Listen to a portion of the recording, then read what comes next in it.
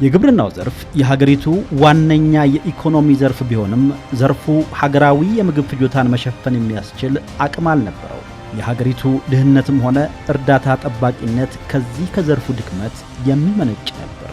የምግብ እህል ፍላጎትን በራስ አቅም አምርቶ በማሟላት የምግብ ሉዓላዊነትን አረጋግጦ ተረጂነትንም ለማስወገድ በግብርናው ዘርፍ በተለይ በስንዴ፣ ሩዝ፣ ቅባት እህሎችና ዋና ዋና ሰብሎች ላይ ላለፉት 7 ዓመታት በብርቱ ተሰርቷል። በግብርናው ዘርፍ ኢትዮጵያን ከተረጂነት ወደ ምርታማነት ለማሸጋገር የተያዘውን ትልም ወደ ተግባር ከመለወጥ አንጻር ታዲያ ከፍተኛ እመርታ ተመዝግቧል። በተለይ በበጋ መስኖ ስንዴ ልማት እመርታው በጉልህ ይታያል።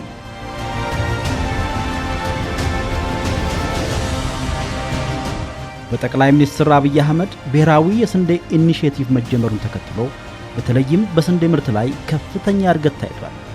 በ2016-17 ዓመተ ምህረት በክረምትም በበጋም ከ290 ሚሊዮን ኩንታል የሚልቅ የስንዴ ምርት ተገኝቷል። ከ7 ዓመታት በፊት አጠቃላይ ዓመታዊ የስንዴ ምርት ከ48.5 ሚሊዮን ኩንታል ያልበለጠ ነበር። በአማካይ ከ1 ሄክታር ይገኝ የነበረው ምርታማነትም ከ27 ኩንታል ያልዘለለ ነበር። ላለፉት 7 ዓመታት በተሰራው ብርቱ ሥራ አጠቃላይ ዓመታዊ የስንዴ ምርት ከ6 እጥፍ በላይ በማደግ በ2017 ወደ 290 ሚሊዮን ኩንታል ደርሷል። አማካይ ምርታማነቱም ከ27 ኩንታል ወደ 35 ኩንታል አድጓል። ኢትዮጵያ ስንዴ ከውጭ ታስገባ ነበር።